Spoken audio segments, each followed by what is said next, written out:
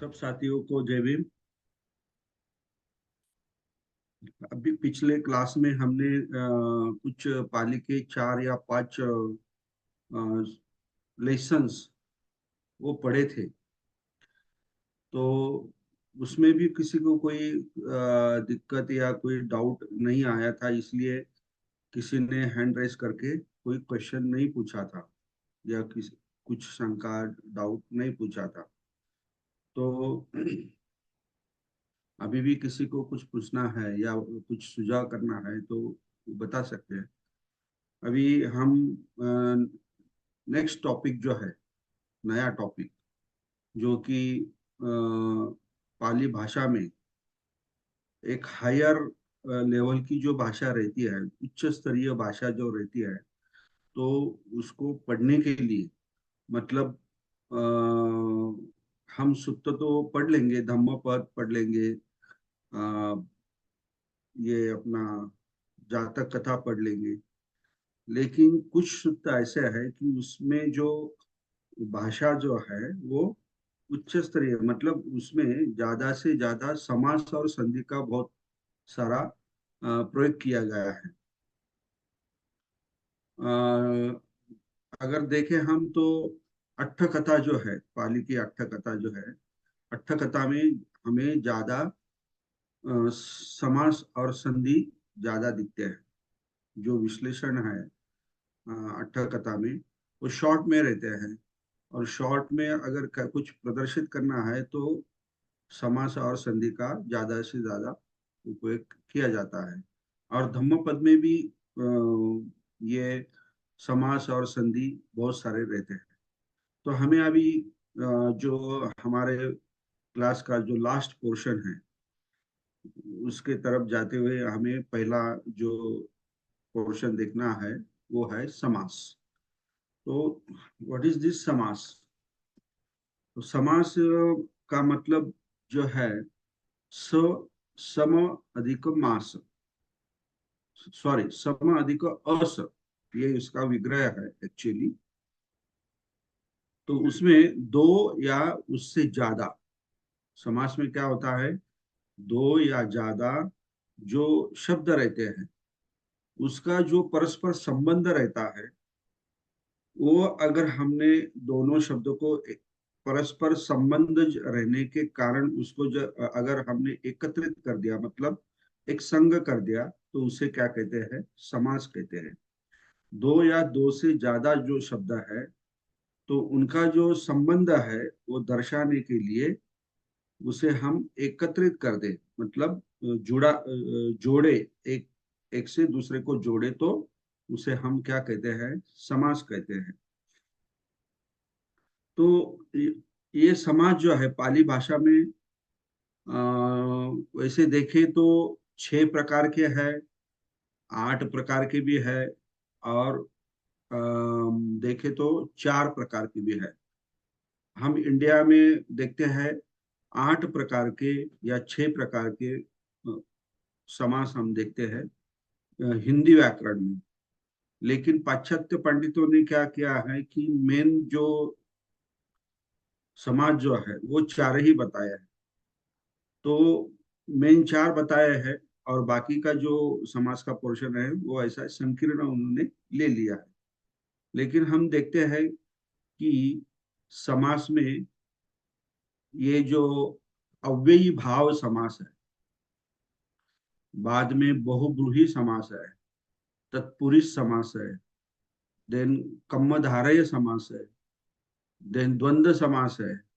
फिर द्वंद्व समास में फिर वो क्या समाहार, इतरेतर वगैरह, जो उसका सब सेक्शंस है वो सब आते हैं। तो ये जो नाम है, उसके नाम में ही उसकी प्रॉपर्टी दी गई है। जो हम नाम कहते हैं अभी अव्ययी समास, अव्ययी भाव समास, तो इससे ही पता चलता है कि ये जो समाज जो है इसमें अव्यय जो है वो प्रधान है। मतलब अव्ययी भाव, मतलब अव्यय का भाव या इस समास में हमें ज्यादा देखने के लिए मिलता है, मतलब हम समझते हैं। तो पहला जो अव्ययी भाव समाज जो है, हम पहले उसे लेंगे, फिर बाद में तत्पुरुष, बहुब्रीहि, कम्मधारय, और फिर जो द्विगु समाज है या द्वंद्व समास है, ये बाकी का जो समास है वो हम देखेंगे। तो इसका फायदा जो है, लाभ जो है, किस लिए हम समास करते हैं, तो दो शब्द या उससे ज्यादा शब्द का जो मीनिंग होता है वो एकत्रित करने से ज्यादा स्पष्ट होता है, और शॉर्ट में हम उसे कह सकते हैं। तो जैसे कि हम अव्यय हमने पढ़े हैं, हमने अव्यय पढ़े हैं, अव्यय में क्या क्या आता है, पूर्वकालिक अव्यय आता है, उपसर्ग आता है, क्रिया विशेषण आती है। ये सारे जो बातें हैं हमने अव्यय में सीखे हैं। तो अव्यय भाव का मतलब ये सारे जो अव्यय है, अगर वो दो शब्द अगर हमें जोड़ना है, उसमें से पूर्व पद मतलब पहला जो पद है, शब्द है, वो क्या होगा, अव्यय होगा। दो शब्द जो है, जो जुड़े गए हैं, उसमें से पहला शब्द वो क्या होगा, अव्यय होगा, और बाकी जो शब्द है वो ज्यादातर नाम होंगे। तो ऐसे जुड़े हुए शब्दों को हम क्या कहते हैं, अव्ययी भाव समास कहते हैं। तो इसमें प्रीफिक्स भी आते हैं, इसमें ज्यादातर प्रीफिक्स जोड़े जाते हैं, प्रीफिक्स जोड़ने के बाद नाउन जोड़ा जाता है, या कुछ क्रिया विशेषण जोड़े जाते हैं, और उससे नाम भी जोड़ा जाता है।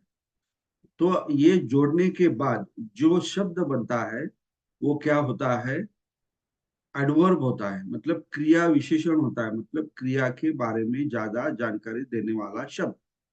इसे एडवर्ब भी कहते हैं, एडवर्बियल कंपाउंड ऐसा भी कहते हैं। तो इसी तरह ये जो अव्ययी भाव जो समास है हम आज देखेंगे। तो मैंने कहा है कि प्रीफिक्स जो है, इसमें जो प्रीफिक्स जो है वो कौन से है, तो हमने पढ़े हैं, उपसर्ग पढ़े हैं। तो उपसर्ग कितने हैं, तो वो जो उपसर्ग है, जैसे कि यथा है, ये क्रिया विशेषण उपसर्ग क्या है, स, परा, परी, अपि, ये जो उपसर्ग है, दू, ये अगर नाम के पहले आ जाए और वो शब्द अगर बन जाए जोड़ के, तो उसे हम क्या कहेंगे, समास कहेंगे। तो मैं मराठी में आपको कुछ उदाहरण देना चाहता हूँ। आज जन्म, आज जन्म, आज जन्म मैं तेरी सेवा करूंगा, हाँ, याव जीवित पर्यंतं शरणं गच्छामि। तो ये कैसा है, आ जन्म मतलब आ, ये क्या हो गया, अव्यय हो गया, और जन्म जो है ये नाम हो गया। तो ये आजन्म शब्द जो है ये कौन सा समास हो गया, अव्ययी भाव, क्योंकि आ जो है प्रीफिक्स है, आ जो है क्या है, प्रीफिक्स है। आ मरण, आ जीवन, ऐसे ये जो शब्द है सब क्या है, ये अव्ययी भाव समाज के है। आ कंठ मतलब कंठ तक, कंठ तक, कंठापर्यंत हम कहते हैं ना, मराठी में कहते हैं आमूलाग्र। ये सारे जो शब्द है ये क्या है, अव्ययी भाव के समझ प्रति वर्ष या प्रति माह, इसमें प्रति जो है मतलब पटी, ये मैं मराठी में आपको दे रहा हूँ। तो ये पटी जो है ये क्या है, प्रीफिक्स है, उपसर्ग है, और उसे माह या वर्ष, ये क्या लग गया, नाउन लग गया, तो वो अव्ययी भाव समास का शब्द बन गया। और जैसे कि एडवर्ब जो है, मैंने कहा कुछ एडवर्ब भी इसे जोड़े जाते हैं। तो उसे यथाक्रम, यथाकम्म, ये पाली में हम देखते हैं यथाकम्म, या यथाक्रम मराठी में हम कहते हैं यथाशक्ति, मतलब यथाशक्ति। तो यथा, ये जो क्या है, ये एडवर्ब है। तो और शक्ति, शक्ति, या जो कुछ भी है ये नाम है। तो इससे ये क्या बनते हैं, अव्ययी भाव समाज बनता है। जैसे कि आ, हर रोज, हर रोज मतलब प्रतिदिन, प्रतिदिन भी ये भी अव्ययीभाव समास है। हर रोज, हर और रोज, गैर हाजिर या गैर शिस्त, बर्खास्त, बेशलक, बेलाशक, बेलाशक या बेकायदा, बिन शर्त, ये सारे जो उदाहरण हैं ये सब क्या है, अव्ययी भाव के उदाहरण हैं। तो आपको अभी पता चला होगा कि अव्ययी भाव जो समास जो होता है वो कैसे बनता है, कि उसका पहला पद जो होता है, मतलब पूर्व पद जो होता है वो प्रधान होता है, उसी को ज्यादा महत्व देकर उसका अर्थ बनता है। जो उत्तर पद रहता है, मतलब दूसरा पद रहता है, उसे ज्यादा महत्व नहीं होता। तो अगर हम देखें परिपब्बतंग, परिपब्बतंग, तो ये परि जो शब्द प्रीफिक्स है, तो ये परिप्रीफिक्स को ज्यादा महत्व दिया गया है। मतलब पर्वत है, लेकिन उसके कैसा, उसका अधिक क्या उन्होंने जानकारी दिया कि इसके इर्द गिर्द या टोटल, ये उसको दिखाना है। परिपब्ध मतलब चारों ओर, पर्वत के चारों ओर, ऐसा उसका मीनिंग होता है। तो हम बहुत सारे उदाहरण भी देखेंगे। तो ये जो एडवर्ब जो है वो हमेशा, अगर आपका नाम जो है वो अगर अकारांत या आकारांत आए, तो उसे द्वितीय विभक्ति का अंग प्रत्यय लगता है। ये इसमें और एक ध्यान में रखने वाली बात है। क्या लगता है, अंग प्रत्यय लगता है। जैसे मैंने अभी यहाँ पे आपको बोला परिपब्बतंग, अभी ये पब्बतंग, ये अंग क्यों लगा, तो पब्बत क्या है, कारांत है। तो ऐसे सारे बहुत उदाहरण हैं, हम देखेंगे। तो दो बात इसमें याद रखना है कि पूर्व पद आपका प्रीफिक्स रहेगा या एडवर्बियल वर्ड रहेगा, और दूसरा पद जो है वो नाउन रहेगा। ये एक बात हो गई। और दूसरी बात हो गई, अगर ओ आ या आ अंत का शब्द है, तो उसे क्या नपुंसकलिंग में लिया जाता है, नाम करके, एडवर्बियल नाम कर, नपुंसकलिंग में उसका मीनिंग पकड़ा जाता है। ओके। तो हम उसके और सारे उदाहरण हम देखेंगे। तो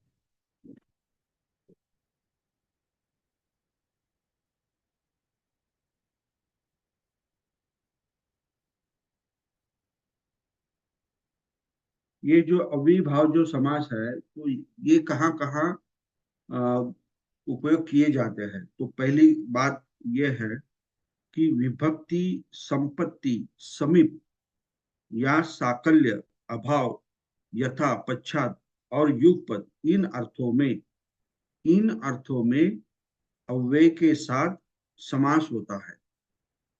इन अर्थों में अगर आपको विभक्ति के बारे में कुछ कहना है, या संपत्ति के बारे में कुछ कहना है, या समीप या साकल्य के बारे में कुछ कहना है, तो इस अर्थ में अव्यय के साथ क्या होता है, समास होता है। ओके। अभी विभक्ति के बारे में हम देखेंगे। तो यहाँ पे उदाहरण दिया है, इत्थिसु कथा पवत्ता, इत्थिसु कथा पवत्ता, मतलब अभी यहाँ पे इत्थिसु है, कथा पवत्ता, पवत्ता का मतलब घटना या कुछ जो उसके संबंधी जो रहता है वो होता है। इत्थिसु मतलब महिला, कथा मीन्स जो भी कुछ कहना है या भाष्य है वो। तो इसका मतलब हो गया, अगर हम इसे समाज के इसमें डाल दे, इसका समाज बना दे, इत्थिसु कथा पवत्ता। तो एक और एक बात, तीसरी बात इसमें ध्यान रखना है। जैसे मैंने आपको कहा कि पहला पद उपसर्ग रहता है या प्रीफिक्स रहता है, फिर नाम। दूसरी बात मैंने कही, वो नपुंसकलिंग अगर अ या आकारांत शब्द है, तो प्रीफिक्स लगने के बाद वो नपुंसकलिंग हो जाता है।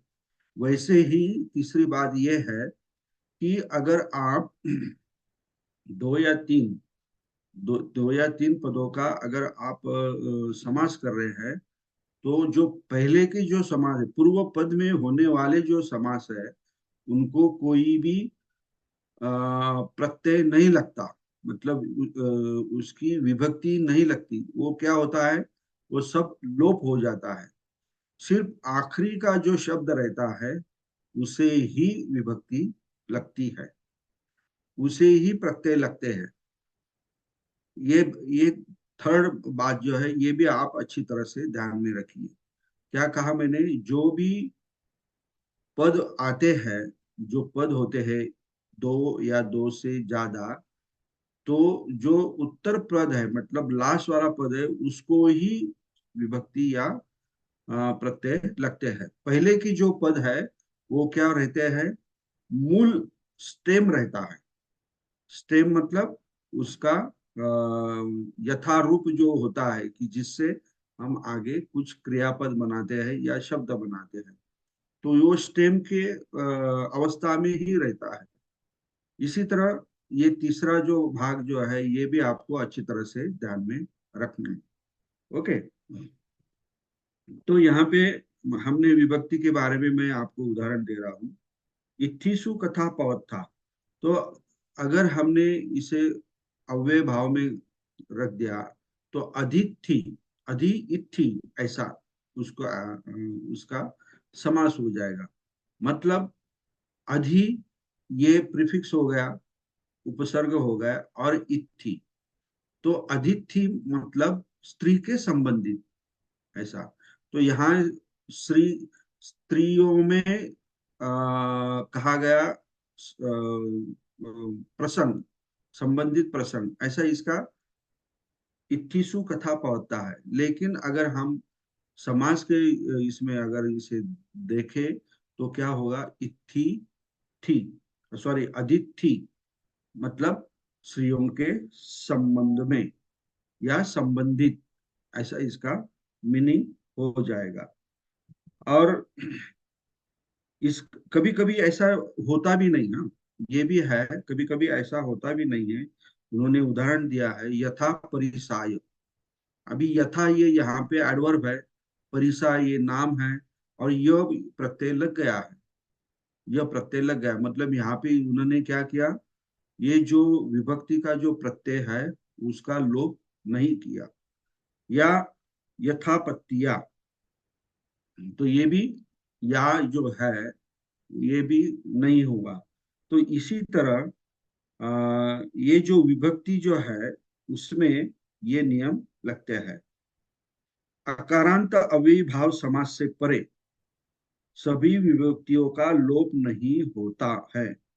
पंचमी को छोड़ दूसरी विभक्तियों के साथ अंग तो होता है। जैसे उपकंब, घड़े के पास। अभी ये उपकंब जो है, मतलब घड़े के पास, यहाँ पे क्या दिया है, पंचमी को छोड़, पंचमी को छोड़कर दूसरी विभक्तियों के साथ अंग तो होता है, अंग तो होता है।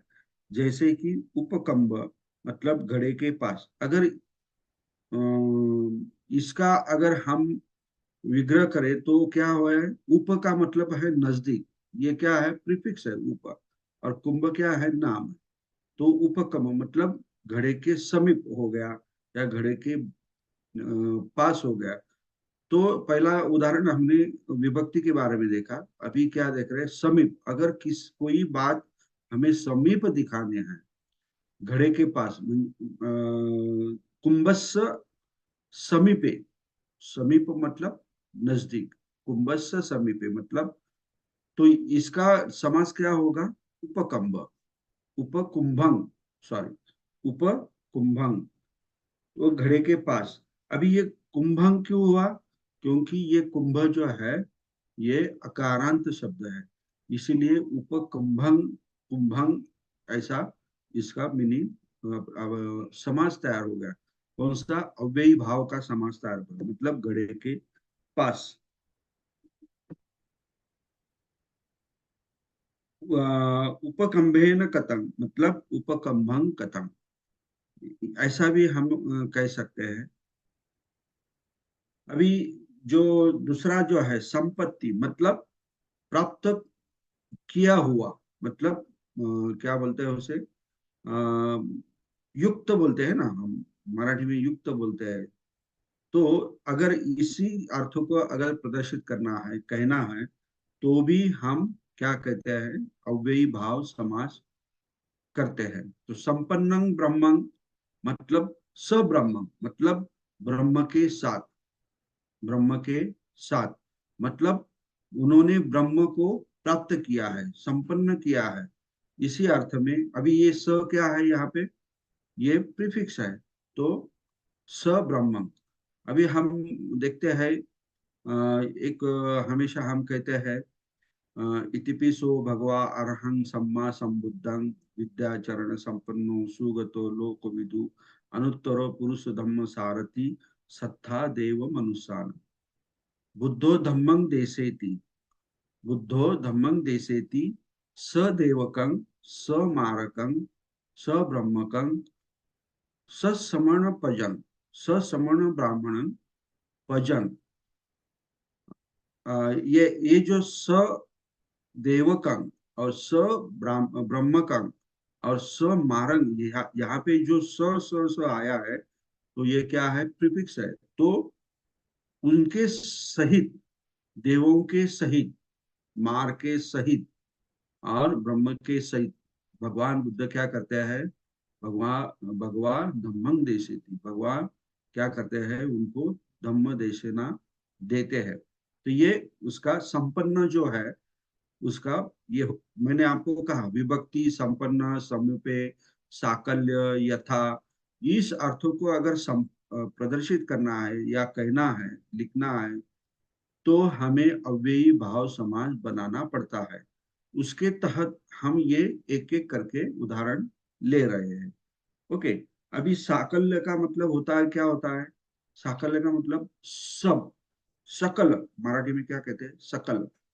साकल्य का मतलब होता है सकल, मराठी में मतलब जो भी है उसमें से कुछ छूटा नहीं है, टोटल, ऐसा उसका मतलब होता है। तो ये भी दिखाना है, तो यहाँ भी स हमें प्रयुक्त करना पड़ता है, मतलब लगाना पड़ता है। तो वो क्या होगा, सतिण्णं, सतिण्णं अज्जोहरति, मतलब ये जो है सतिणं, तिण्णं नहीं, सॉरी, सतिणं अज्जोहरति, मतलब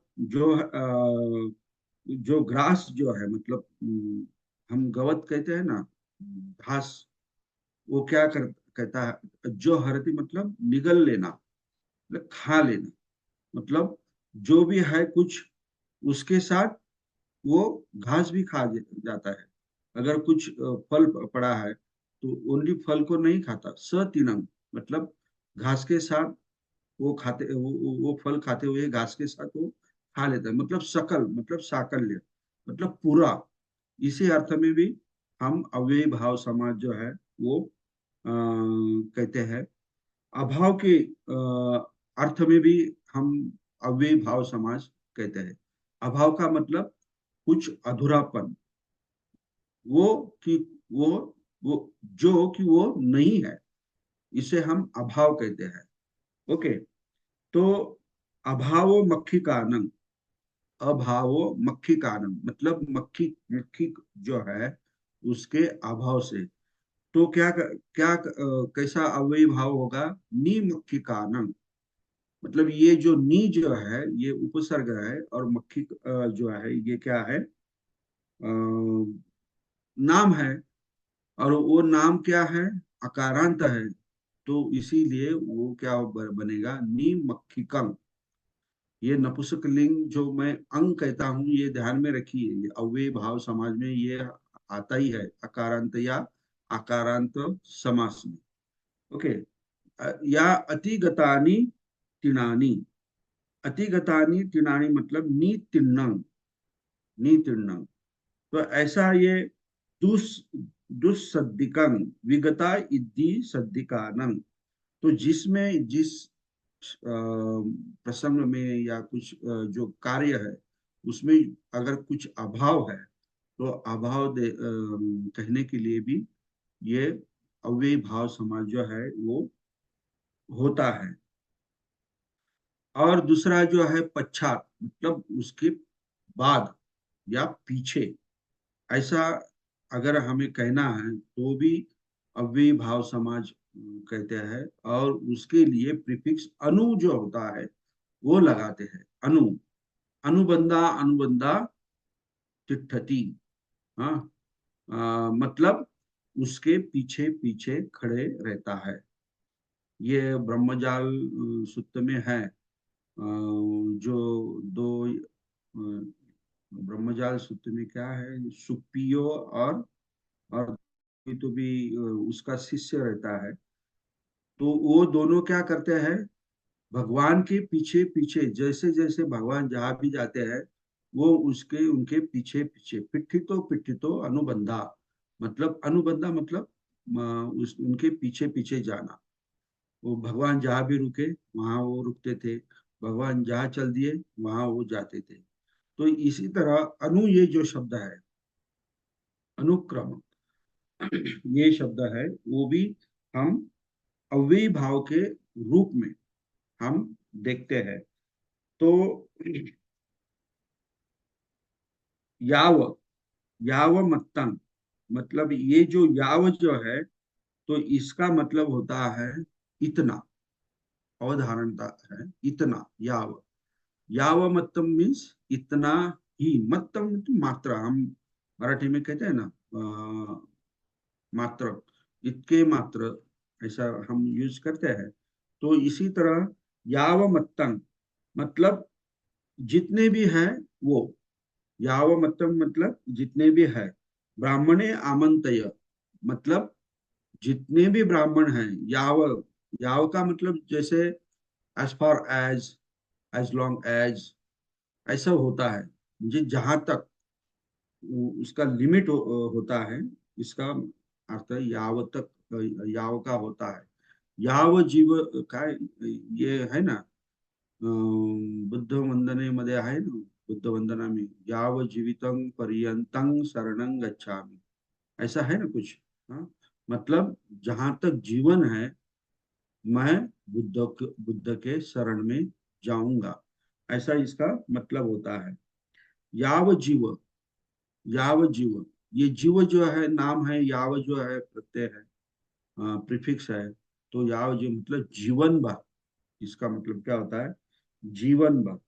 और इसी तरह और सारे जो प्रीफिक्स है, मतलब परी है, अप है, आ है, या बही है, तीरो है, पूरे है, पच्चा है, इन शब्दों का पंचम अंत्य के साथ समास होता है। पंचम अंत्य मतलब आ जो प्रत्यय होता है वो पंचमी होता है, नहीं क्या, पंचमी में होता है आ। तो ये पंचम अंत्य शब्द अगर आ गया तो ये जो प्रीफिक्स मैंने अभी बताए तो उनके साथ क्या होता है, अव्ययी भाव समास हो जाता है। जैसे कि परिपबतंग वस्सी देवो, मतलब जो बारिश है वो क्या है, पूरे पर्वत के इर्द गिर्द चारों तरफ से पूरा घिरा हुआ यो बारिश होती है या वर्षा गिरती है, आती है। तो अगर ये परिपबतंग देव वस्सी देवो, ये अगर समास करना है तो क्या होगा, परिपब्बता। तो यहाँ पे देखिए पंचम अंत्य आ गया। तो परिपब्बता का मतलब क्या होता है, परिपब्बतंग वस्सी देवो, मतलब चारों ओर, पर्वत के चारों ओर क्या वर्षा हुई, ऐसा इसका मतलब होगा। या अपब्बतम वस्सी देवो, अपपब्बतम, अपपब्बतम, अभी मैं चारों ओर बोल रहा था, अपपब्बतम का मतलब हो गया पर्वत के दूर, पर्वत के दूर। तो अपपब्बता, ऐसा इसका अव्ययीभाव समास हो जाएगा। ओके। बहिगामं, बहिगामा मतलब गांव से बाहर, गांव से बाहर। अभी बही ये क्या है, ये एडवर्ब है, एडवर्ब है। और गामा क्या है, नाउन है। जो नियम हम मैंने पहले बताए उसी तरह से हम यहाँ पे ले रहे हैं। तिरोपब्बतंग या तिरोपब्बता, तिरोपबतंग या तिरोपबता। ये दूसरा जो है आकारांत है, ये ध्यान में रखिए। तो पूरे भत्तंग या पूरे भत्ता मतलब क्या है, खाने के पहले, ऐसा इसका मतलब होता है। पूरे भत्ता या पूरे भत्तंग, या पच्छा भत्तंग या पच्छा भत्ता, ऐसे भी हम कह सकते हैं। तो इसी तरह हम देखते हैं कि ये जो अव्ययी भाव जो समास है, तो ये बहुत ही सिंपल है और पहचानने में उसमें कोई ज्यादा दिक्कत नहीं आती। ये जो नियम जो है हमने देखे, तो ये प्रीफिक्स और एडवर्ब, इसका पहला पद रहता है, और अगर अकारांत है तो वो उसका द्वितीय विभक्ति का अंग, सॉरी, नपुंसकलिंग वो हो जाता है। ये ऐसी दो चार बातें जो है ये हमें लिखना है, और पंचमांत्य जो होता है तो वो हमने अभी यहाँ पे देखा है। तो ये अव्ययीभाव समास है। तो और दूसरे उदाहरण हम लेंगे।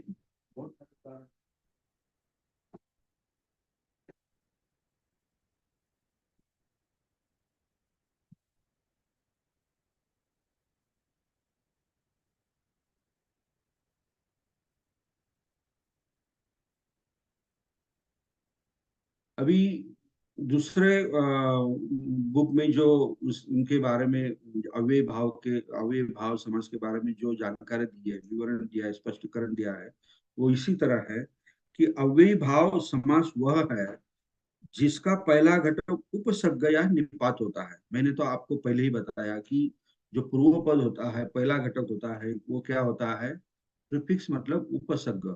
ये हमने अव्यय जब पढ़ा, सीखा, तब मैंने आपको वो उपसर्ग क्या होता, उपसर्ग क्या होता है, निपात क्या होता है, ये बताया है। एक विशेषणात्मक भाव के रूप में प्रयुक्त न हो, मतलब ये विशेषण नहीं होता, लेकिन क्या होता है, ये क्या करता है, ये प्रीफिक्स क्या करता है, किंतु अंतिम घटक का भाव, जो दूसरा पद रहता है, उसका जो भाव रहता है वो निश्चित करता है, उसको निश्चित करने में वो प्रयुक्त रहता है। जैसे मैंने आपको बताया, आगम, आगम मतलब ये जो है, गम जो है वो तो जाना है, लेकिन आगम का मतलब आ, ये प्रीफिक्स हो गया, तो ये आ फिक्स करता है कि इसका जाना या आना, ये फिक्स करता है। तो ये आ जो है ये विशेषण के तौर पर नहीं काम करता, ये क्या करता है, प्रीफिक्स मतलब एडवर्बियल जानकारी हमें देता है। अव्ययीभाव समास सामान्यतया नपुंसक लिंग, जैसे मैंने आपको बताया कि जैसे भी अकारांत शब्द हो, नाम या अकारांत हो, तो उसका प्रीफिक्स के साथ अगर समास हो गया, एडवर्ब के साथ समास हो गया, तो वो उसे हम नपुंसक लिंग के रूप में हम उसे देखते हैं, और उसे अंग प्रत्यय लग जाता है। जैसा मैंने कहा, यथारूप का क्या हो जाएगा, यथारूपंग हो जाएगा। यथारूप नहीं, रूप तो नाम है, यथा एडवर्ब है, तो यथारूपंग ये ऐसा लिखना पड़ेगा समास अगर आपको लिखना है तो। इसी तरह, तो ये नपुंसक जो संज्ञा पद है के प्रथमा एक वचन के समान माना माना जाता है, मुझे प्रथम विभक्ति जो है उसके एक वचन में, यदि इन समासों का अंतिम पद अ या आ पर समाप्त होता है। देखिए मैंने अभी आपको बताया, तो नपुंसक लिंग पदों का लक्षण अंग जोड़ दिया जाता है। नपुंसक लिंग पदों का लक्षण क्या है, अंग प्रत्यय होता है। जहां भी अंग प्रत्यय लगता है वो क्या होता है, नपुंसक लिंग संज्ञा या नाम या पद होता है, तो उसको जोड़ देता है। और अन्यथा अंतिम स्वर बनाए रखा जाता है, अन्यथा अंतिम स्वर बनाए रखा जाता है। ओके, तो यहाँ पे उन्होंने उदाहरण दिया है, अनुपुब्ब। ये क्या है, अनुपुब्ब क्या है, अनुपुब्ब मतलब अनुपब्बंग। यहाँ पे उसका समास के रूप में कैसा शब्द बन गया, अनुपब्बंग। ये पब्बम क्यों हुआ? ये पुब्ब अकारांत होने के कारण ये अनुपब्बम। मतलब क्या? यथा समय, मतलब नियमित अनुक्रम में। यथा सॉरी, अनुपब्बम मतलब नियमित अनुक्रम में। मत, मतलब जो सीरियली जो जो भी क्रम आता है उसे हम अनु पब्बंग कहते हैं। दूसरा मैंने उदाहरण आपको दिया था, अधि इत्थि। अधि इत्थि तो क्या होगा? अदिति होगा। हाँ, मतलब एक स्त्री में या एक स्त्री के संबंधित अदिति, ऐसा। इसमें अधि ये क्या है? प्रीफिक्स है। बाद में उदाहरण जो है उपगंगा। उपगंगा मतलब मैंने आपको कहा समीप दिखाना है कुछ, तो गंगा के पास उपगंगा। तो अभी ये गंगा है, ये क्या आकारांत है, तो उसको हम नपुंसकलिंग के तौर पर देखेंगे। तो उपगंगम, ये अंग प्रत्यय जोड़ दिया उसे। उपगंगम मतलब एक नदी के समीप या नजदीक, ऐसा। एक नदी किनारे का स्थल वगैरह अगर हमें देखना है, उपगंगम। हाँ, अहं एको एको विहारो पश्यति उपगंगम। अगर अगर मैंने ऐसा कहा तो उसका मतलब हो गया कि मैं नदी के किनारे एक विहार को देखता हूँ, उपगंगम, ऐसा। ओके। उपनगरं, उपनगर मतलब नगर के समीप। मेन जो होता है नगर, उसके समीप जो भी छोटा बस्ती होती है या छोटा सा रहने का रहने वाले होते हैं, तो उसको उप नगर कहते हैं। अभी जैसे कि मुंबई है, और उसके आजू बाजू के जो गांव है, उसको क्या कहते हैं? उपनगर कहते हैं। तो यहाँ पे उप, ये शब्द प्रीफिक्स है, और नगर नाम है। तो इसी तरह मतलब एक नगर के पास, या अर्थात एक नगर। तो ये सब उदाहरण मैंने आपको क्या दिया? प्रीफिक्स के बारे में दिया। मतलब ये सब क्या होते हैं? अनु या उप या अधि, ये क्या थे? प्रीफिक्स थे। लेकिन अगर अव्यय जो है, मतलब एडवर्ब, एडवर्ब जो है उसके भी उदाहरण क्या है? यथा कम्म, यथा कम्म। तो यथा कम, तो उसका समास क्या हो जाएगा? यथा कम्मंग। अभी ये कम्म जो है अकारांत है, इसलिए कम्मंग अंग हो जाएगा, मतलब क्रम के अनुसार। यथा कम्मंग मीन्स क्रम के अनुसार। तो भगवान बुद्ध कहीं कहीं पे भी लिखा है, यथा कम्मंग गामंग अनुसरति। मतलब एक क्रम के अनुसार एक गांव से दूसरे गांव, दूसरे गांव से तीसरे गांव, यथा कम्मंग अवतरती या विहरती या उपसंकमति, ऐसा हम कह सकते हैं। यथा बलम, यथा बलम, यथा प्लस बल, ये है। ये अव्यय हम अभी जोड़ रहे हैं। बल को यथा बल मतलब बल के अनुसार, जैसा भी बल है उसके अनुसार। कम है तो कम, ज्यादा है तो ज्यादा। यथा उद्धम मतलब वरिष्ठता, वरिष्ठता के अनुसार। वृद्ध हम कहते हैं ना, वृद्ध का मतलब होता है ओल्ड एज मैन, मतलब बूढ़ा आदमी। तो यथा उद्धम मीन्स वरिष्ठता के अनुसार। याव अथम, याव अथम। तो ये जो शब्द है याव अथ, ये इसका विग्रह हो गया। अगर वो कंपाउंड में हमने कर दिया यावदत्थम, यावदत्थम, ऐसा हो जाता है। तो ये याव प्लस द प्लस थम, तो ये जो द जो है बीच में का, तो इसे हम कंजंक्ट वर्ड कहते हैं। मतलब दो शब्दों को उन्होंने जोड़ा है, यावद थम। तो या अथम मीन्स जैसी इच्छा करना या अर्थ होना, ऐसा उसका मतलब है। ये जैसी आपकी इच्छा, हम कहते हैं ना मराठी में, जैसे तुमची इच्छा, ऐसा। तो जैसे कोई इच्छा करे, जितना चाहिए उतना, यावद अथम, ये इसका उदाहरण है। और ये मैंने आपको उदाहरण दिया था, याव जीव का भी उदाहरण दिया था, मतलब जब तक जीवन रहे। याव जीव, जीव का ये नाम है, याव क्या है, अव्यय है। तो इसी तरह ये उदाहरण यहाँ पे दिए है, पच्छाबत्त मतलब पच्छाबत्तम मतलब भोजन के पश्चात, अर्थात अपराहंत।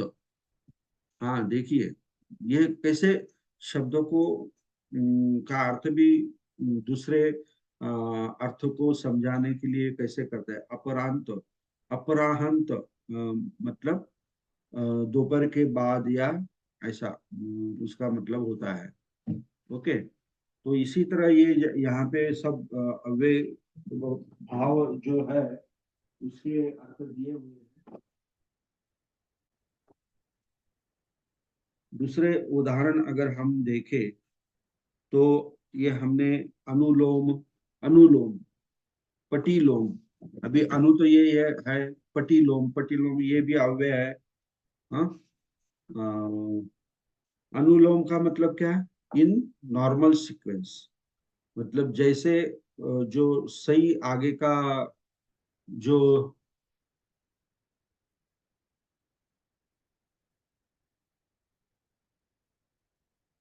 मेरा आवाज और मैं जो बता रहा हूँ वो सुनने में आ रहा है ना, आप सुन सकते हैं ना अच्छी तरह। हाँ हाँ सर, आवाज़ आ रही है, वेरी क्लियर आवाज़ आ रही हाँ नहीं, मुझे मैसेज आया था कि आपकी जो लैंग्वेज है वो दूसरी हो गई, ऐसा मैसेज आया। तो मतलब मैं हिंदी में बोल रहा हूँ, आपको अंग्रेजी में सुनाई दे रहा है, ऐसा है। मुझे नहीं नहीं, लगा। ऐसा तो नहीं नहीं ना? सुनाई दिया सर।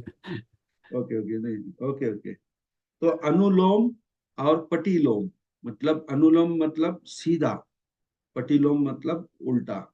तो लोम का मतलब होता है अपने हाथ में जो रहते हैं ना, लोम, तो वो जो ऐसे होते हैं तो वो अनुलोम होते हैं। अगर उसको ऐसा उल्टा कर दे तो वो पटिलोम हो जाता है, मतलब रिवर्स ऑर्डर में होता है। अः यथा भूतंग, यथा भूतंग मतलब एज इट इज ट्रूली, मतलब ट्रू, यथा भूतंग इसका मतलब होता है प्रोखर, मतलब सत्य, यथा भूतंग। हम देखते हैं ये शब्द सारे सुत्त में आए हैं। अभी हम जैसे पढ़ेंगे वैसे आपको पता चलेगा। नंतर यथा कम्मंग हमने देखा, पच्छाबत्तंग भी हमने देखा। तो ये सारे उदाहरण मैंने आपको बहुत सारे उदाहरण दिए हैं।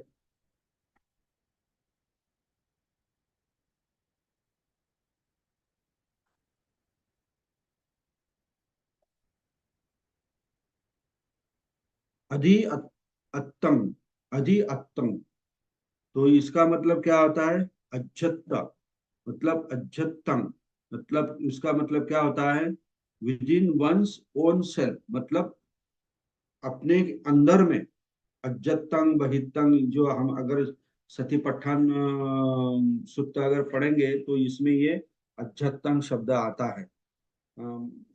भिक्खु कायनु कायो कायनु पस्सी का, ये विहरती वगैरह वगैरह, अज्जत्तंग बहित्तंग, ये सब शब्द वहां पे आए हैं। तो वो क्या है, अज्जत्तंग का विग्रह क्या, तो अधि, अधि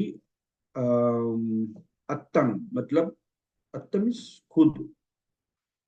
उपनगर का हमने देखा है, हाँ, पटी आह, पटी आह, आह, आह नहीं, अह, ये क्या है, अह, मतलब अह का मतलब होता है दिन, डे। अह का मतलब दिन, डे। और पटी आह मतलब क्या है, डेली, प्रतिदिन, हर एक दिन, पटी दिन। तो इसका अगर अविभाव अगर हो जाए तो क्या है, पच्चह, पच्च ह, मतलब पच्च और अह, पच्चह मतलब डेली, ऐसा इसका मतलब हो जाएगा। यावद अथ मतलब यावदत्थ, मतलब as much as one needs. यावद अथ means as much as once need, म्हणजे जितना जिसकी आवश्यकता है, या मराठी में तो ज्याची जितकी गरज है उतना, यावद अथम. हाँ. अनुरूपम. अनुरूपम. तो हम देखते हैं अनुरूप मुलगा आमच्या मुलीला पाहिजे, अनुरूप मुलगी, शादी के लिए अनुरूप लड़का चाहिए, ऐसा हम कहते हैं. तो इसका मतलब क्या होगा? अकॉर्डिंग टू द फॉर्म, मतलब इसका जो रूप है उसी के अनुसार इसका भी रूप होना चाहिए. तो इसी तरह हम ये जो अव्ययी भाव जो समास है, तो ये उसका मीनिंग है, उसके उदाहरण है, उसके नियम है, ये सारे मैंने आपको बता दिए हैं. और ये बहुत ही इजी है समझने में. और क्या कहते हैं उसे, रिकॉग्नाइज करने, रिकॉग्नाइज करने मतलब पहचानने में बहुत इजी है. और उसके उदाहरण भी मैंने बहुत सारे उदाहरण अलग अलग जो किताबें हैं उस किताबों से आपको दी है. तो ये अव्ययी भाव समाज जो है यहाँ पे हम अभी खत्म कर रहे हैं, मतलब ये पोर्शन. अभी इसके बारे में अगर किसी को कुछ कहना है, अव्ययी भाव समास मतलब ये पहला समास का पहला घटक जो है, पहला भाग तो ये है. तो इसके बारे में अगर किसी को कुछ पूछना है तो पूछ सकते हैं, या हम आगे एक लेसन, पाली का लेसन हम देखेंगे. जैसे हमने 4-5 लेसन पिछले क्लास में देखे, तो आज एक या दो ही देखेंगे. फिर अगले कल हम कुछ जो कम्मधारय या बहुव्रीहि है या तत्पुरुष है, ये समास हम देखेंगे और एक लेसन लेंगे. अभी हम जैसे भी ग्रामर पढ़ेंगे उसके साथ कुछ पैराग्राफ भी देखेंगे. मतलब वो पैराग्राफ में क्या क्या व्याकरण है, कौन से शब्द है, ये भी आपके समझ में आ जाएगा. ओके. किसी को कुछ पूछना है तो पूछ सकता है कि अव्यय भाव समाज में मुझे ये समझ में नहीं आया था.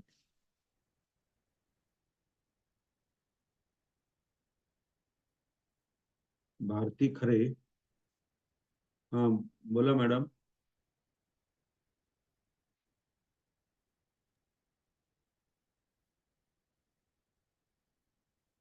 हॅलो. हाँ, बोला मॅडम. हॅलो, जय भीम सर. जय भीम, जय भीम. बोला. सर एकदा हे मला मराठीत सांगा बरं. काय सांगू मराठीत? हे अवयी भाव समाजचं मला मराठीत सांगा थोडक्यात. अच्छा. अव्ययी भाव समाज जो आहे, अव्ययी भाव समाज जो आहे त्यामध्ये दोन किंवा दोन पेक्षा जास्त शब्द एकमेकाला जोडलेले असतात. त्याला आपण काय म्हणतो? समास म्हणतो. दोन किंवा दोघापेक्षा जास्त शब्द जर जोडले आपण तर त्याला समास म्हणतो. आणि अव्ययी भाव समास म्हणजेच काय, की त्या शब्दामध्ये पहिलं पद जे असतं म्हणजे पूर्वपद जे असते ते काय असते? उपसर्ग किंवा ऍडव्हर्ब असतं, क्रियाविशेषण. आता उपसर्ग आपण शिकलेलाच आहोत ना, अव्ययचा आपण चॅप्टर ज्या वेळेस शिकलो त्यावेळेस. तो उपसर्ग काय आहे? प, परा, परी, अपि, सु, दी, नंग, नी वगैरे हे आपण जर 27 का प्रकारचे उपसर्ग आपण शिकलेलो. ते जर समजा नामाच्या आधी अव्ययीभाव समास कसा तयार होतो, की आपला उपसर्ग अधिक नाम, नाउन म्हणजे नाम, हे दोन्ही जोडल्यानंतर मग अव्ययीभाव समास तयार होतो. किंवा क्रियाविशेषण अधिक नाम हे दोन्ही जोडल्यानंतर मग अव्ययीभाव समास तयार होतो. तर ते तयार करत असताना त्यामध्ये अव्ययी भावामध्ये एक लक्षात ठेवायचं की त्यामध्ये एक तर प्रिफिक्स किंवा ऍडवर्ब हा पहिलं पद हे असतंच, हे लक्षात ठेवा. ओके. आणि त्यानंतर मग हो. नाम असतं. आता हे जे नाम असतं ते जर समजा आकारांत असेल किंवा आकारांत असेल तर त्याचा समास होताना त्याला आपण नपुंसक लिंगाचं रूप देतो. त्याला आपण नपुंसक लिंग जो शब्द असतो ना तशा प्रकारे त्याला आपण जोडतो. आता यथा कम्म असं जर म्हटलं, यथा कम, तो यथा कम्म हो झालं, पण नुसतं यथा कम्म असं नाही म्हणतो आपण, यथा कम्मंग असं म्हणतो. तर हा हो. जो नपुंसक लिंगाचा जो भाव आहे, जे त्याला आपण काय म्हणतो, अनुस्वार म्हणतो ना, यथा कम्मंग हम्म. असं म्हणतो आपण. परंतु जर मी म्हटलं यथा सत्ती, हा, तर सत्ती हा काही आकारांत नाही किंवा आकारांत नाही का, आकारांत पण नाही ना आकारांत. तर तो जो आहे सत्ती, जसा आहे तसाच घेतो आपण, यथा सत्ती. ओके. आता अशा प्रकारे हे दुसरा जो नियम आहे. आणि यामध्ये अव्ययी भाव जो आहे त्याच्यामध्ये तिसरा नियम काय सांगितलं तुम्ही?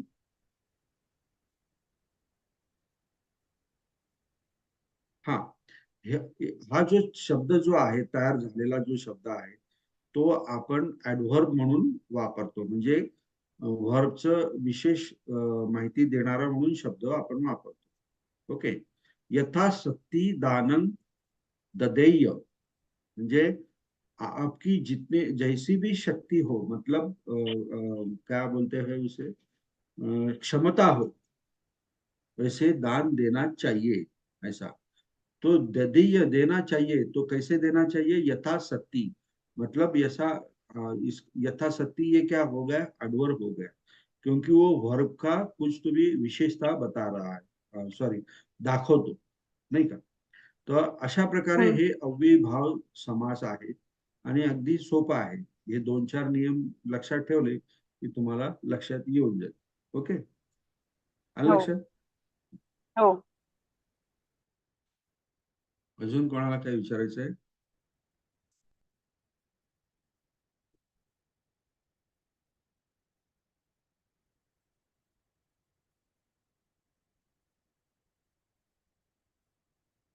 ओके.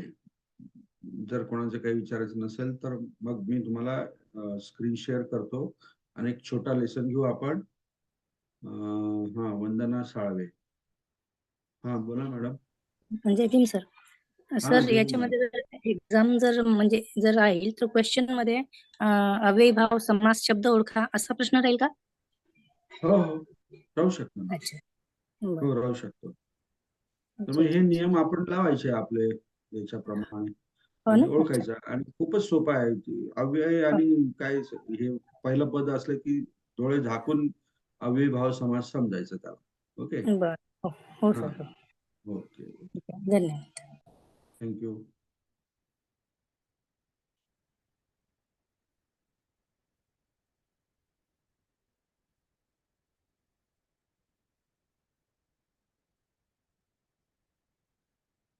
मी तुम्हाला स्क्रीन हॅलो शेअर करतो.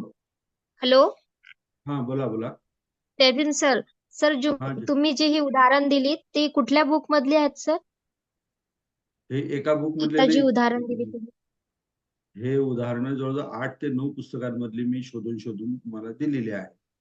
आपले बरेचसे उदाहरणं, आपले जे पाली महाव्याकरण जो आहे ना, त्यामध्ये आहेत ना, हा उदाहरणं हा. आहेत त्यामध्ये पण. त्यामध्ये पण काही उदाहरणं आहेत. आणि बाकी मी इतर बुक्स मधून काढलेली आहेत ती उदाहरणं. त्यातली बुकांची नावं मिळतील का? बुकांची नाव बघा, धम्मरक्षितचं बुक आहे. हो. नंतर धम्म जगदीश कश्यपचं आहे, आपलं महापाली महाव्याकरण आहे, हो. तुंगारचं आहे. नंतर हम्म. धम्मज्योतीचं आहे. नंतर बरेचसे पुस्तक हम्म. आहेत. प्रियसेन सिंग यांचं पुस्तक आहे. असे जे पण तुम्हाला जिथेही कुठे तुम्ही जाल ना, पाली ग्रामरचं कोणाचंही पुस्तक असो, कसंही असो, ते घेऊनच टाकायचं. हम्म. प्रत्येक पुस्तकामध्ये काही ना काही विशेष आपल्याला चांगल्या पद्धतीची माहिती मिळते. त्यामुळे एक आणखी परत विल्यम गायगरचं पुस्तक आहे, त्यातले पण उदाहरणं आहेत. वॉर्डरचं पुस्तक आहे, त्यातले उदाहरणं आहेत. हे सगळं उदाहरण त्यातूनच घेतलेले आहे. स्वा, पाठो, अभी ये क्या है, ओकारांत ओ लग गया है, सॉरी, तो इसे भी ये विशेषण होने के कारण ओ लग गया। बालंग न सेवे, अभी ये बाल जो शब्द है, इसका मीनिंग क्या है? मूर्ख। ओके, मूर्ख।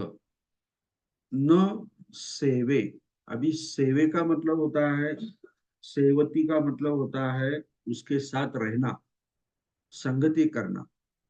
अभी सेवे जो है, ये जो सेव को ए प्रत्यय लग गया, विद्यार्थ जो होता है उसका ए प्रत्यय लग गया, मतलब मूर्खों के साथ न रहे, ऐसा इसका मीनिंग है। बालक न सेवे, ए एयुम, ए एय, एयासी वगैरह वगैरह ये प्रत्यय है ना, अगर आप या आपको याद होंगे तो आप देख सकते हैं। तो बालंग न सेवे मतलब मूर्खों के साथ नहीं रहे। धम्मपद में भी है ना, बालानंग असेवना, बालानंग असेवना और बालंग न सेवे, ये दोनों के अर्थ एक जैसे ही है, लेकिन लिखने का अंदाज देखिए, मतलब प्रकार देखिए, अलग अलग है। बालानंग न सेवना मतलब मूर्खों की, असेवना मतलब असंगति करना, ये असंगति मतलब संगति नहीं करना, और बालक न से मतलब मूर्खों के साथ न रहे, ये विद्यार्थ में आता है ऐसा। तो यहाँ पे देखिए, अतीते कीर एकस्य सेट्टिपुत्रस्य एका रोहिणी नाम दासी अहोसी। अभी अतीते, ये देखिए अतीत का मतलब क्या है, पास्ट।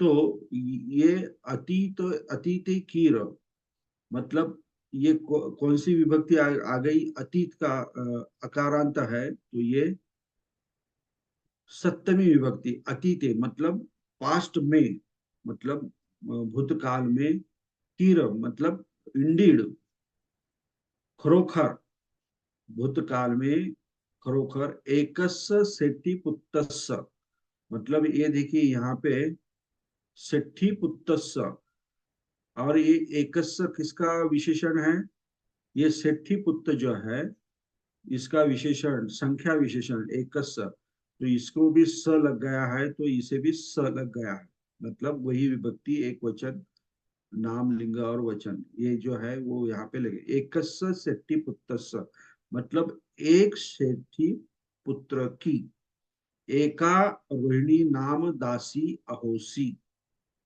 मतलब एका रोहिणी नाम दासी अहोसी।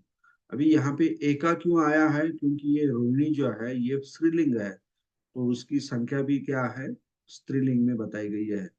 तो क्या नाम है, एका रोहिणी नाम मतलब एक रोहिणी नाम की, दासी अहोसी। अभी दासी अहोसी, दास का मतलब तो आपको पता है, स्लेव मतलब गुलाम, काम, घर में काम करने वाले, अहोसी। अभी ये जो अहोसी जो है, इसका मूल धातु जो है हु, मतलब होना।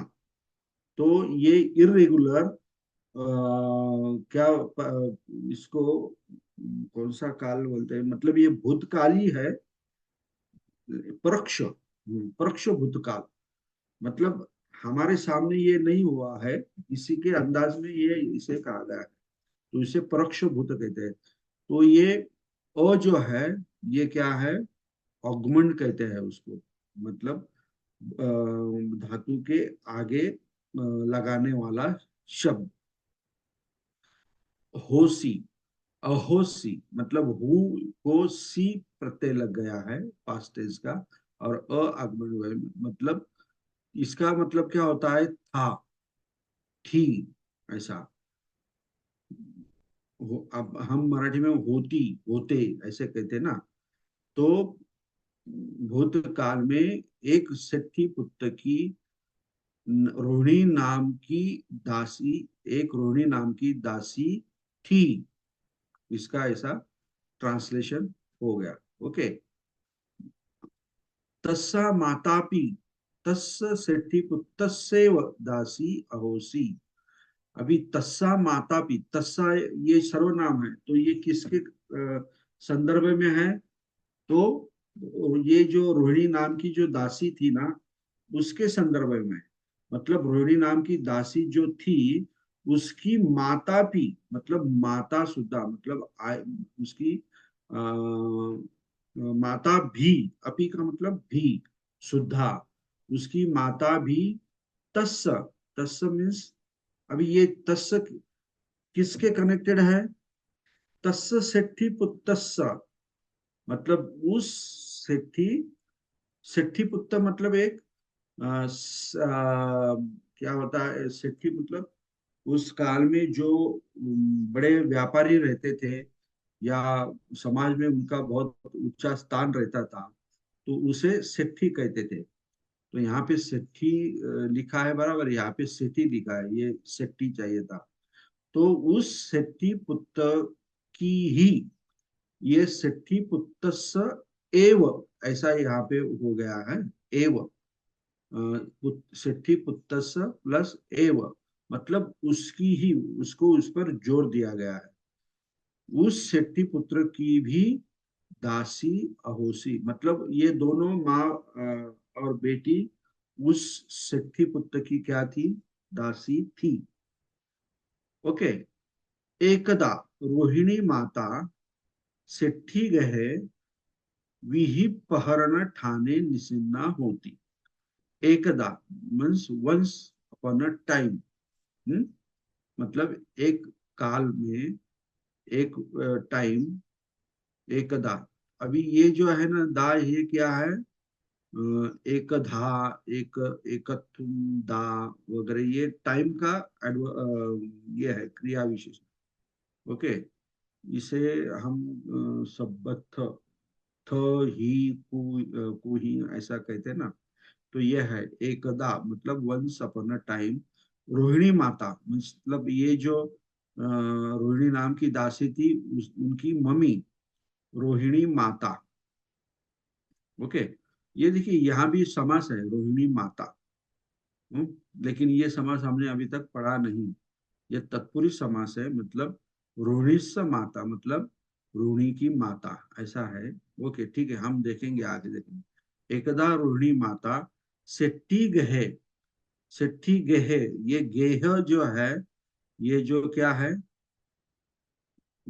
सप्तमी में है। ये भी यहाँ भी कंपाउंड है, मतलब सेट्ठी प्लस गेह। और सेट्ठी के, सेट्ठी शब्द को कोई प्रत्यय नहीं लगा है, विभक्ति नहीं लगी है। सबसे लास्ट वाला शब्द कौन सा है? गेह है, तो उसे सप्तमी लगी है। तो ये सेट्ठी गेह का मतलब होता है जो सृष्टि होता है उसके घर में, सप्तमी विभक्ति। ओके। उस सेट्ठी के घर में, ये भी तत्पुरुष समास है। विहि पहरण ठाने, अभी विहि, ये भी क्या है? समास ही है। देखो कितने ऐसे सारे समास आते हैं। विहि मतलब धन होता है, पहरण मतलब कूटना, कूटना, पहरती मतलब कूटते हैं, मारते हैं, ऐसा होता है ना। तो वो, तो ये पहरण जो है ये वर्बल नाउन हो गया। और ठाने मतलब स्थान में। अभी ये यहाँ पे देखिए, विहि शब्द है, पहरण ये विशेषण है, और ठान, तो ये ठान को ही सिर्फ क्या प्रत्यय लग गया है। स्थान, ठान को, स्थान को ही क्या सप्तमी का प्रत्यय लग गया है, मतलब धान्य को कूटने के स्थान में या स्थान पर, ऐसा।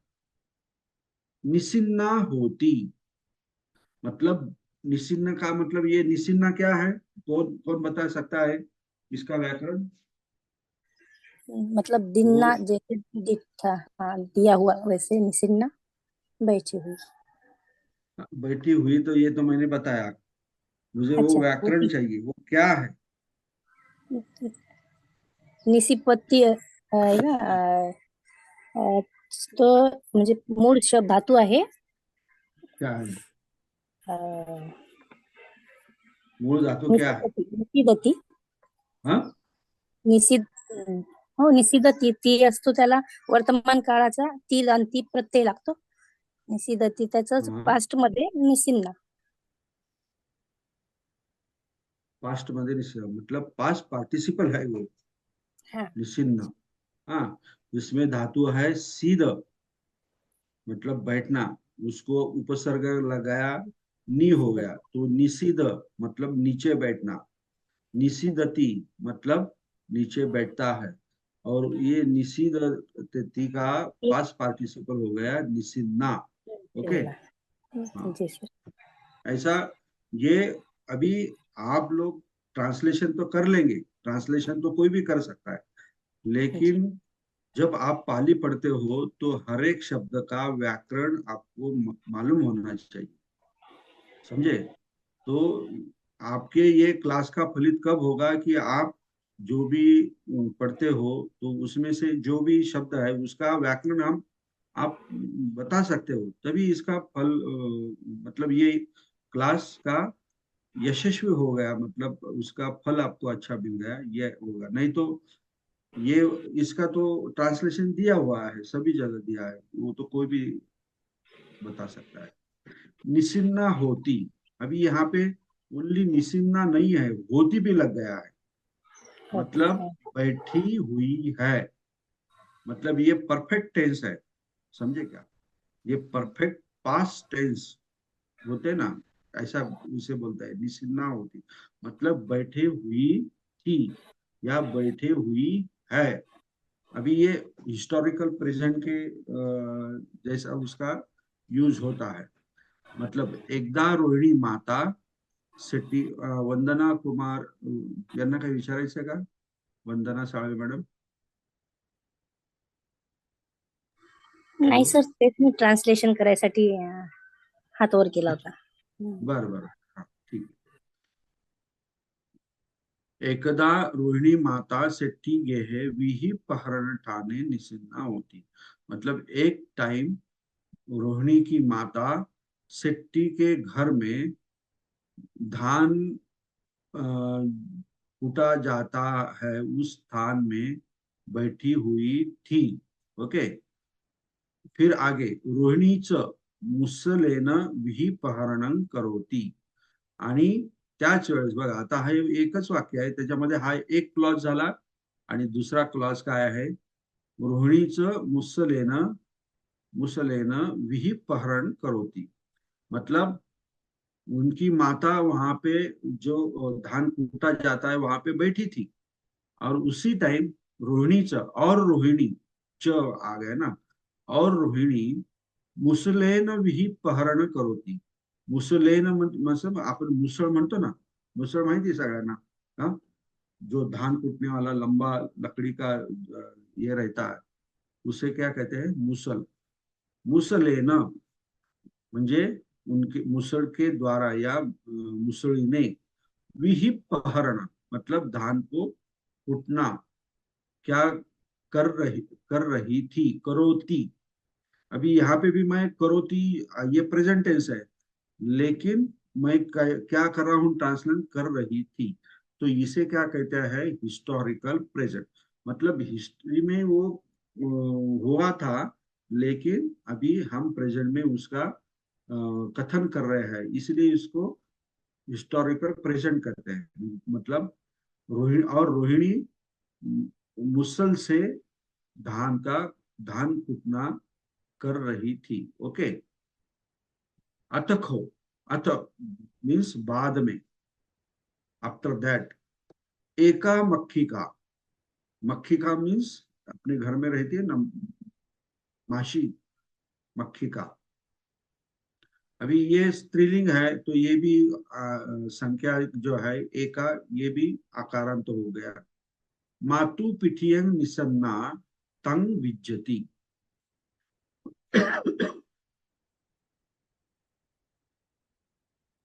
बाद में एक मक्खी का, मातु पिटियन निसन्ना, मतलब मातु के पीठ पर, पिठियन, ये सप्तमी विभक्ति है यहाँ पे।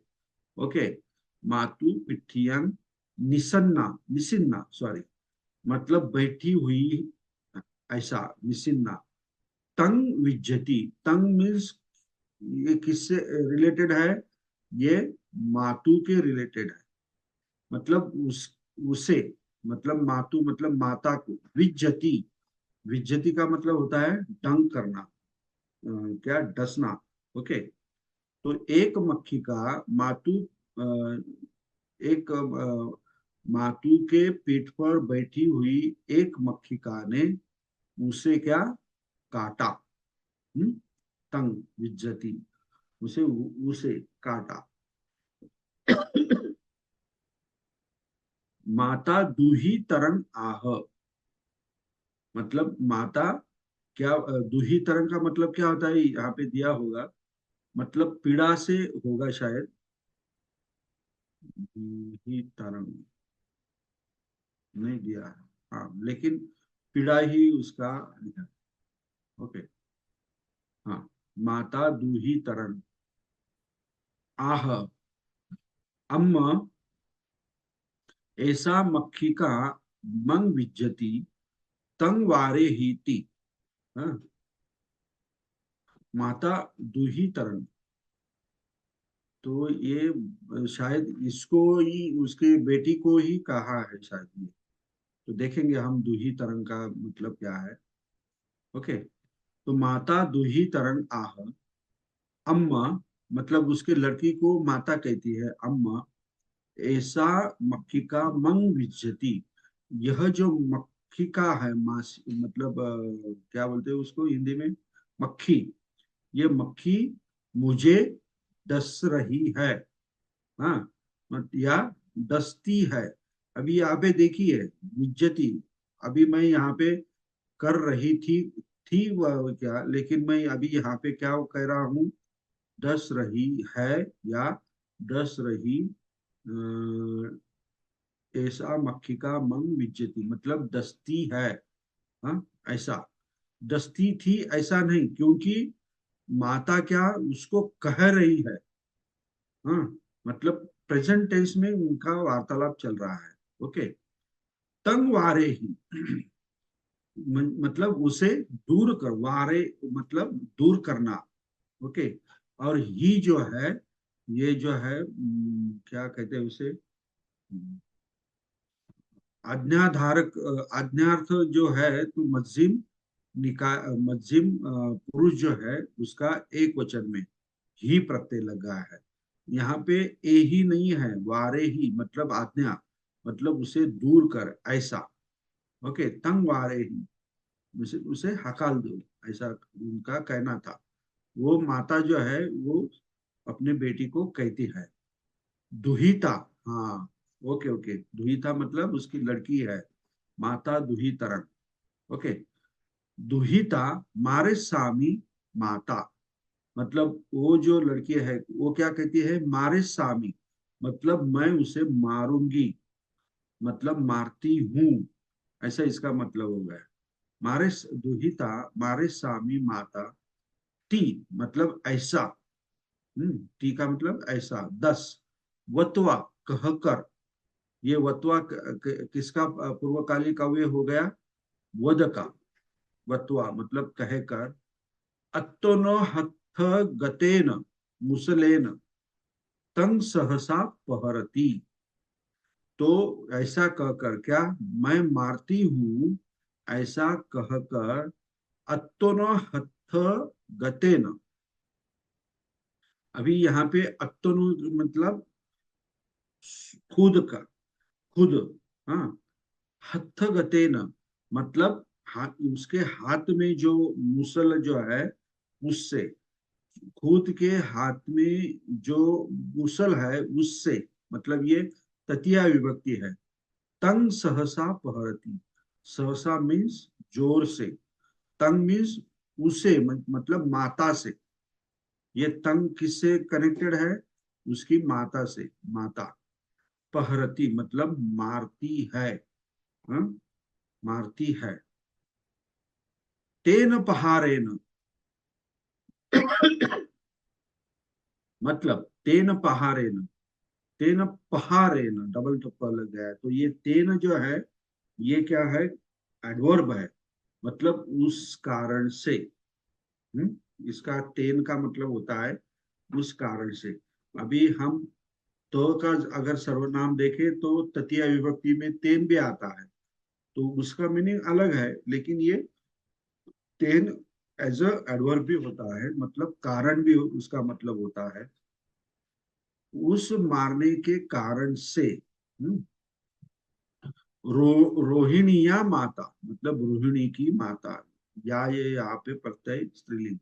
माता तथैव पब्बळाय वेदनाय मुच्छिता पतति। तथैव, ये वो जो है ना, ये यहाँ पे जोड़ा जाना चाहिए था। मतलब वो तथैव ऐसा ये शब्द है। तथे व ऐसा अलग अलग नहीं है। रोहिणिया माता तथैव पब्बळाय वेदनाय मुच्छिता पतति। मतलब उस उस उसको मारने के कारण रोहिणी की माता वही, तथ्य मीन्स वहां, एवं मीन्स एम्फेटिक जोर दे रहे हैं, तथैव पब्बळाय वेदनाय, मतलब बहुत ही तीक्ष्ण जो वेदना है उससे, ये भी तृतीया विभक्ति है, उससे मुच्छिता, मतलब मुच्छिता मतलब हम कहते हैं ना मूर्छित होना, मतलब चक्कर आना वगैरह होता है ना, ऐसा। तो मुच्छिता ये क्या है, पास्ट पार्टिसिपल है। पतति, मुच्छिता मतलब मूर्छित हुई, गिरती है, ऐसा।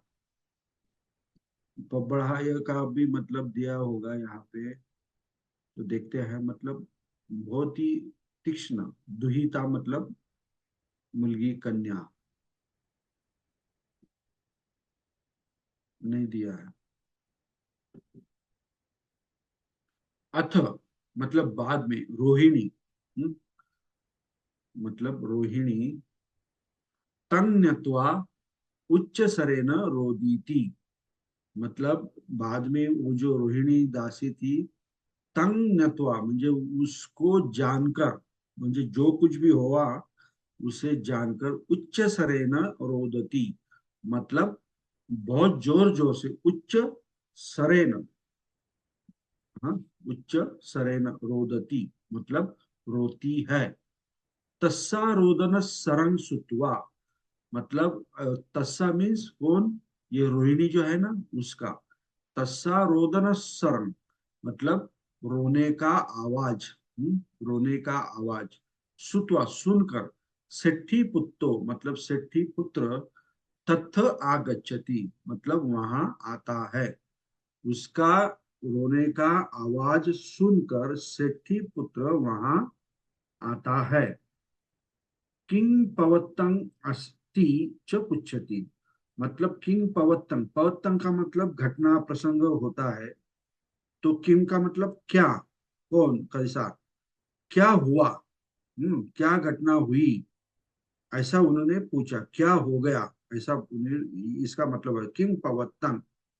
हाँ, आप भी बोल सकते हैं, अगर कोई का घटना हुई तो वहां जाकर अपन हम पूछ सकते, बोल सकते हैं किंग पवत्तंती, मतलब क्या हो गया, ऐसा। किंग पवत्तंती च, और ये च जो है एम्फेटिक है। किंग पवत्तंती च उच्चति मतलब पूछती है। तो मंद बुद्धिया दुहितरा मक्खी कंग निवारे तुम, मातरी मुसल पहारो दिन्नो ती नत्वा सठी पुत्तो दुखितो एवं चिंतेती। तो ये जो रोहिणी थी, वो क्या होती, मंद बुद्धिया, मतलब बुद्धि से क्या थोड़ी कम थी, मतलब ज्यादा सोच नहीं सकती थी। मंद बुद्धिया दुहितरा मतलब उस लड़की को, मक्खी कंग निवारे तुम उस मक्खी को दूर करने के लिए, निवारे तुम, ये तुम प्रत्यय यहाँ पे आ गया, मतलब निमित्त, हेतु, मतलब दूर करने के हेतु। मातरी मतलब माँ को, मुसल्ल पहाड़ो मतलब यो जो मुसल रहती है उससे प्रहार, दिनो मतलब दिया, ये भी पास पार्टिसिपल है, दिनो, ऐसा। दिनो, ये अभी ये पास पार्टिसिपल यहाँ पे वर्ब के भूमिका में है, यहाँ पे वर्ब है, दिनो ती, ऐसा। मतलब मंद बुद्धि की वो लड़की मक्खी को दूर करने के लिए माता को मुसल का प्रहार जो है दिया, मुसल प्रहार, मुसली ने उसको, अभी मराठी में कह सकते हैं दिया, ऐसे। 10 इति 10 न्यत्वा जानकर सेठी पुत्तो दुखितो मतलब दुख से। ये जो तो जो है ना, ये पंचमी के अर्थ में भी वो हम देखते हैं दुखितो एवं चिंतेति, इस तरह विचार करता है। ये सब देखकर वो सिद्धिपुत्तो दुख भरे मन से क्या करता है, इस तरह मनन करता है, चिंतता है, मतलब विचार करता है। मित्तो अपि अमित्तोपि, मतलब मित्र भी और अमित्र भी, इमम इमस्मिन् लोके पंडितो पंडितो व संयोथि। ओके, मतलब इस लोक में, इमस्मिन् लोके मतलब इस लोक में, पंडितो एव संयो म्हणजे असावे। ये अस संयो का, ये जो है, ये संयो अस धातु का मतलब अति संति, ये संयो विद्यार्थ जो है उसका ये क्रियापद बन गया है। संयो मतलब होगे। वो क्या कहता है, वो क्या सोचता है कि यहाँ मित्र और अमित्र भी इस लोक में पंडित पंडित होगे। ऐसा ऐसा मतलब चिंतित व इमं गाथन आह, मतलब ऐसा विचार करके इस गाथा को कहा। आह का मतलब कहा। सयो अमित्तो मेधावी, यंच बालानुकंपको पस्स रोहिणीकं जम्मी मातरंग हंत्वान सोचिति। ओके, सोचिति का मतलब क्या होता है, ये दुख, मतलब क्या होता है मातरंग, हाँ मतलब माँ को हंत्वान मतलब मारकर क्या होती है, दुखी होती है। तो यहाँ पे सयो यहाँ पे विशेषण करके दिया है, मतलब अधिक चांगला। तो ये भी इसका अर्थ होता है, मतलब कहाँ गया वो, हाँ, सयो अमित्तो मेधावी यंचे यंचे बाल अनुकंपको पस्स रोहिणीकं जम्मी मातरंग हत्वान सोचिति। अभी इसका जो ट्रांसलेशन है हम बाद में देखेंगे। तो यहाँ तक जो पद जो है, मतलब गद्य जो है, तो हमने यहाँ पे देखा है। तो इसमें किसी को कुछ डाउट है या कुछ पूछना है, ये जो मैंने रीडिंग किया और इसका ट्रांसलेशन बताया आपको, तो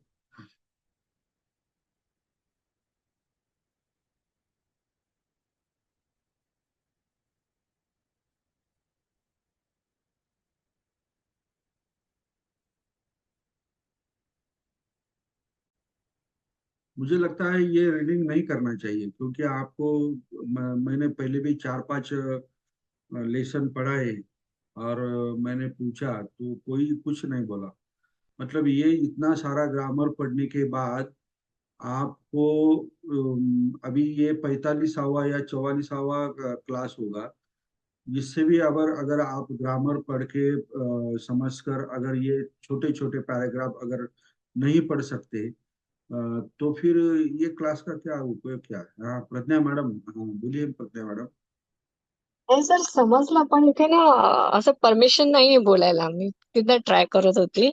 मी कधी कधी जॉईन करते. खूपच छान सांगता तुम्ही. समजतं आम्हाला हाँ अच्छा, हाँ सर. म्हणजे आणि व्याकरण। छान आहे. छान छान घेतात आहे तुम्ही. आता मी तर बऱ्याच दिवसांनी आज जॉईन झाले. ते हाँ मगाशी समाज वगैरे होतं, तर माझा दुसरा डाऊट होता, ते विचारू का? आता त्याच्यात काही डाऊट नाही. एकदम व्यवस्थित घेतलं तुम्ही. प्रत्येक शब्दाचा ग्रामर घेतला.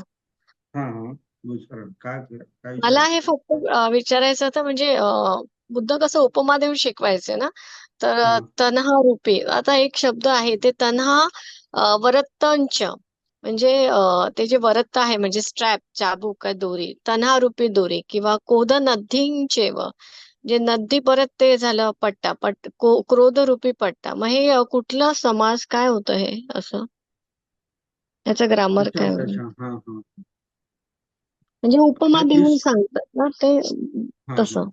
नाही बरोबर आहे. तर हे जे आहेत ना मॅडम, याच्यामध्ये तुम्ही जे काही उदाहरणं दिलेत ना, त्यामध्ये एक तर तत्पुरुष समास आहे, दुसरा कम्मधारय किंवा बहुव्रीही. हे तीन समास आहे तुम्ही जे काही म्हणतात ना त्याच्यामध्ये. तर ते आपल्याला मी इथे जे शिकवणार आहे आज, आम्ही अव्ययी भाव समास शिकवला. आता जस्ट इट इज स्टार्ट शिकवला. ज्यावेळेस मग हे जे बहुव्रीही, कम्मधारय, तत्पुरुष हे जे समास शिकवेल ना, त्यावेळेस मग आपण हे उदाहरणं घेऊ.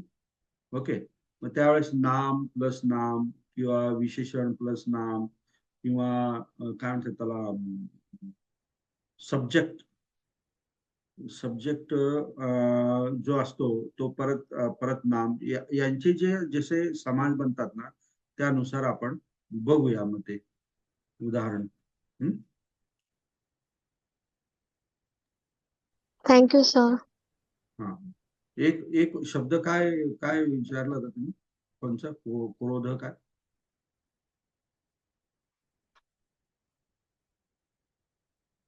हॅलो, क्रोध.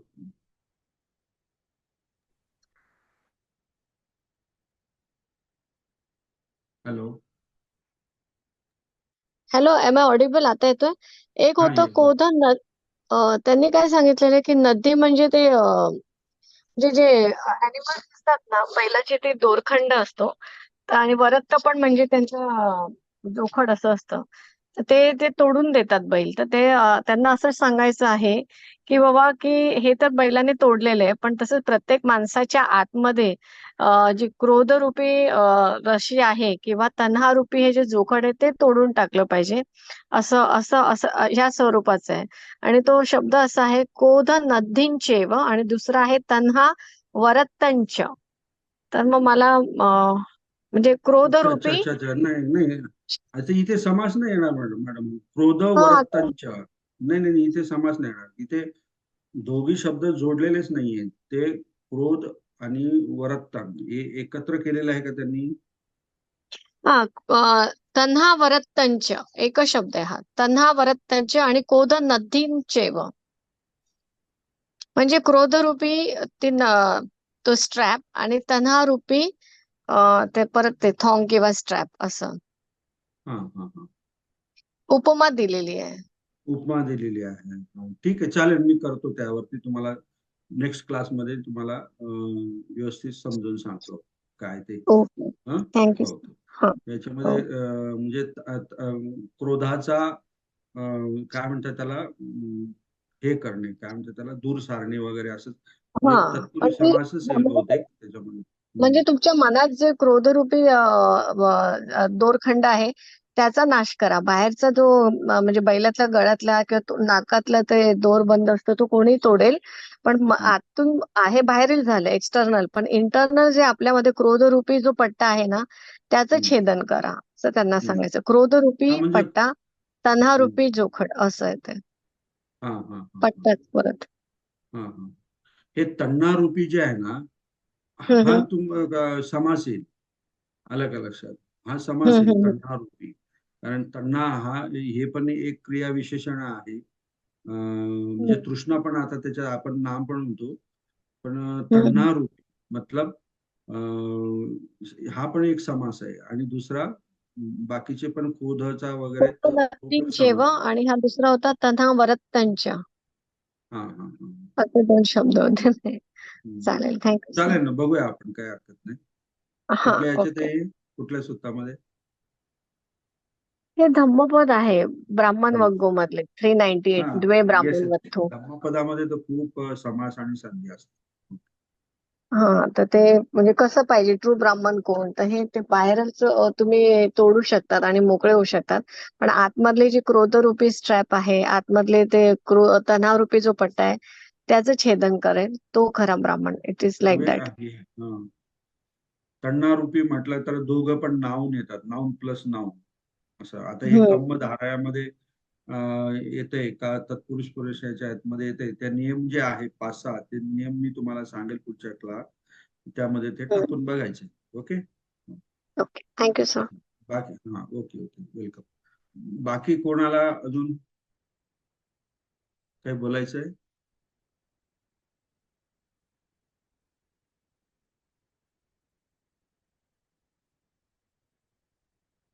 जर कोणाला बोलायचं नसेल तर जेठे सर.